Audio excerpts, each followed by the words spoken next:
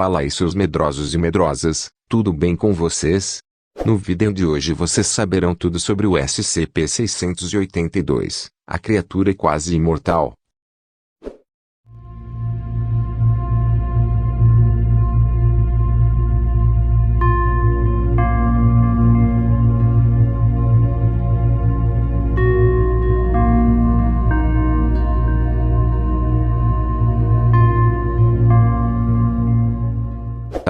SCP-682, classe do objeto, Keter. O SCP-682 deve ser destruído assim que possível.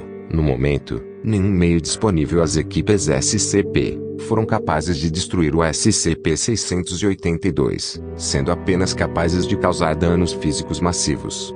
SCP-682 deve ser contido em uma câmara 5 metros x 5 metros x 5 metros com 25 centímetros de placa de aço reforçada, resistente a ácidos, revestindo todas as superfícies internas.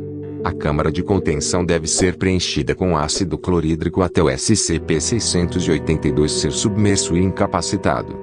Qualquer tentativa do SCP-682 de se mover, falar ou violar a contenção deve ser reagida sobre rapidamente e com força total, como solicitada pelas circunstâncias.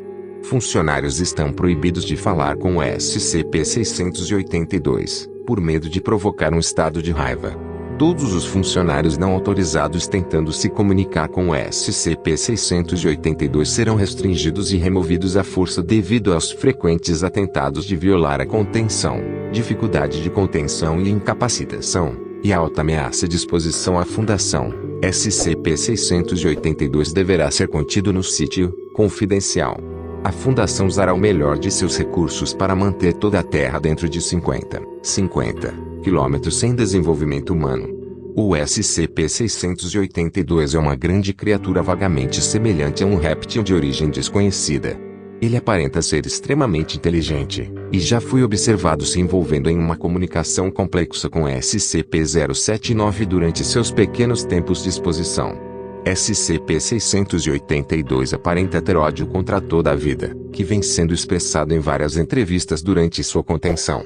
O SCP-682 sempre foi observado tendo força, velocidade e reflexos extremamente altos, embora os níveis exatos variem com a sua forma.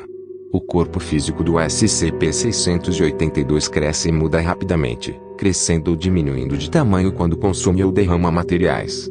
O SCP-682 ganha energia de tudo que ele ingere, orgânico ou inorgânico. A digestão parece ser ajudada por um conjunto de brânquias de filtragem dentro das narinas do SCP-682, que são capazes de remover matéria usável de qualquer solução líquida, permitindo que ele se regenere constantemente do ácido em que está contido. As habilidades de regeneração e resiliência são surpreendentes e SCP-682 já foi visto movendo-se e falando com seu corpo 87% destruído ou apodrecido.